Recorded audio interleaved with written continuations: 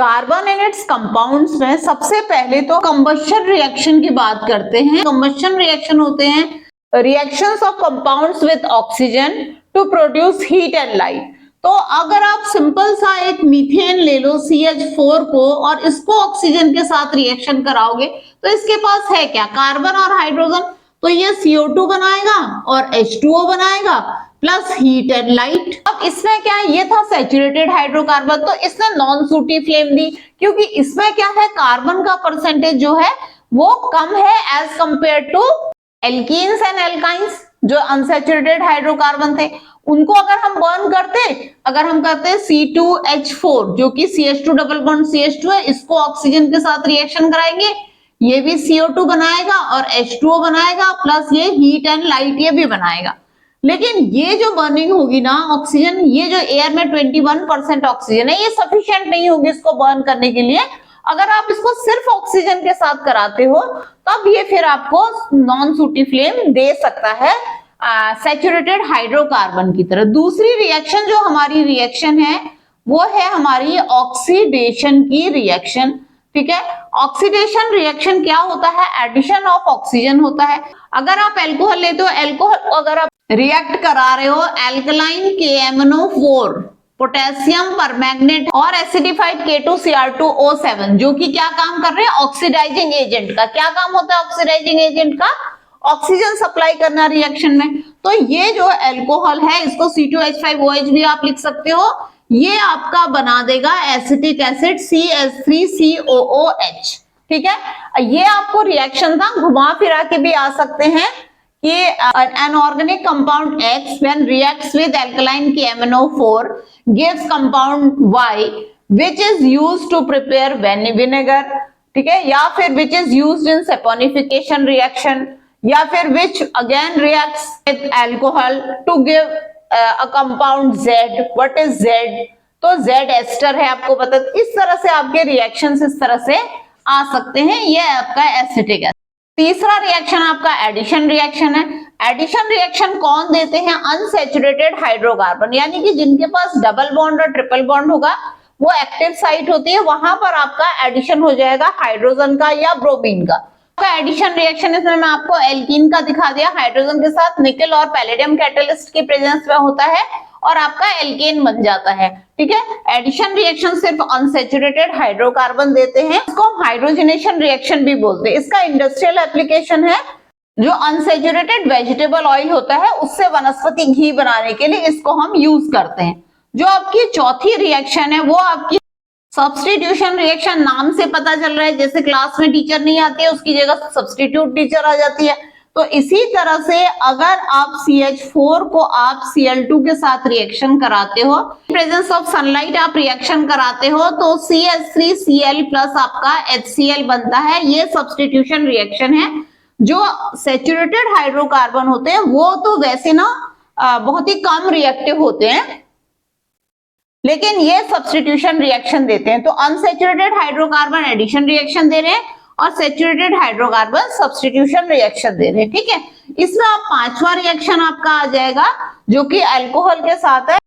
तो जो आपका C2H5OH है, आप चाहे C2H5OH लिखो चाहे CH3CH2OH लिखो, एक ही बात है। तो अगर आप इसको सोडियम के साथ रिएक्शन कराते हो तो ये आपको देता है C2H5ONA। ठीक है ना, तो ये आपका है सोडियम इथॉक्साइड प्लस ये देता है हाइड्रोजन। ठीक है, अब देखो जब एसिड मेटल के साथ रिएक्शन करते हैं, आपने एसिड बेस चैप्टर में पढ़ा था, एसिड जब मेटल के साथ रिएक्शन करते हैं तो वो हाइड्रोजन देते हैं, और ये अल्कोहल है ये भी हाइड्रोजन दे रहा है। अल्कोहल में OH देख करके आप लोग इसको समझते हैं कि ये बेस है, पर ये बेस नहीं है, सोडियम इथॉक्साइड दे रहा है और इसका ये बिहेवियर एसिड्स की तरह, एसिड भी acid plus metal salt plus hydrogen देते हैं, उसी तरह से ये alcohol plus metal salt plus hydrogen दे रहा है। उसके बाद इसका छठा रिएक्शन है C2H5OH में जब हम हॉट कॉन्सेंट्रेटेड H2SO4 डालते हैं तो हॉट कॉन्सेंट्रेटेड H2SO4 एक डिहाइड्रेटिंग एजेंट है, यानी कि पानी निकाल देता है। अब आप ये याद रखो कि एक H और एक OH से एक वाटर मॉलिक्यूल बनता है, तो ये रहा OH और इसमें से अगर आप एक H दे दोगे तो ये क्या बन जाएगा C2H4 प्लस H2O। अगर आप C2H4 को NCERT की तरह ऐसे लिखना चाहते हो तो आप ऐसे भी लिख सकते हो। अगेन इसमें से XYZ वाले क्वेश्चन आते हैं कि when a colorless compound X reacts with hot concentrated H2SO4 to give Y, this Y can be hydrogen can be added to Y to give Z. What are X, Y, Z? ऐसे करके आपको questions आ सकते हैं।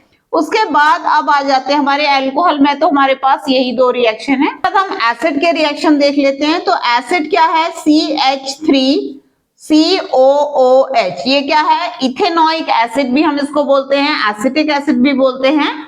तो ethanoic acid का जो reaction होता है अल्कोहल के साथ C2H5OH के साथ कैसे रिएक्शन होता है? ये होता है आपका एसिड की प्रेजेंस में। अब देखो बेटा, एक यहां से H निकल जाएगा, एक OH निकल जाएगा, तो वाटर निकल रहा है, तो क्या बन गया? CH3COOC2H5।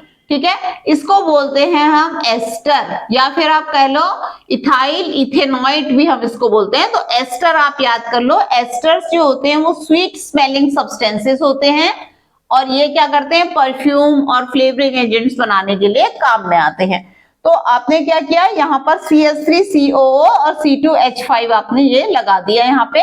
ये एस्टरिफिकेशन रिएक्शन है। क्या रिएक्शन है ये? एस्टरिफिकेशन रिएक्शन, और इसका भी इंडस्ट्रियल एप्लीकेशन है, एस्टरिफिकेशन रिएक्शन।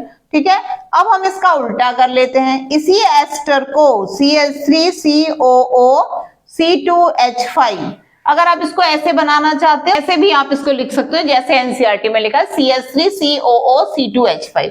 ठीक है, तो CH3COO C2H5 को जब आप NaOH के साथ रिएक्शन करा दिया तो यहाँ पे बन जाएगा CH3COO Na प्लस C2H5OH आपका वापस बन जाएगा। ये आपकी रिएक्शन है सेपोनिफिकेशन रिएक्शन, सेपोनिफिकेशन रिएक्शन। अब ये सोप नहीं है, वैसे ये है आपका सोडियम एसीटेट। एसिटिक एसिड से बना है तो क्या नाम हो गया? Sodium acetate. सोप क्या होता है? लॉन्ग चेन फैटी एसिड्स होते हैं, मतलब 17-18 कार्बन जिसमें वाली चेन जो होगी उसमें जब हम सोडियम NaOH ऐड करते हैं तो फिर उसके बाद तब वो सोप बनता है। ठीक है, तो ये सेपोनिफिकेशन रिएक्शन होगी। अब 9th नंबर में हम करते हैं CH3COOH को जब हम NaOH के साथ रिएक्शन कराएंगे। किसको?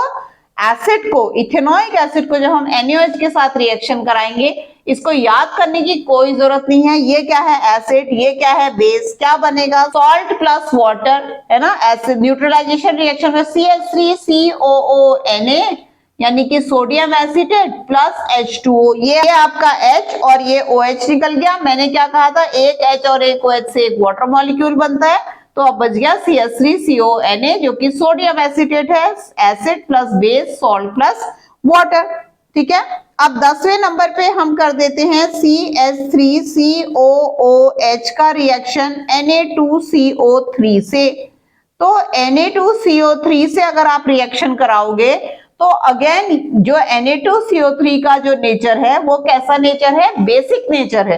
तो बेसिक है तो ये क्या करेगा? एसिड के साथ ये भी सॉल्ट प्लस हाइड्रोजन बनाएगा, प्लस कार्बोनेट है तो CO2 निकलेगी।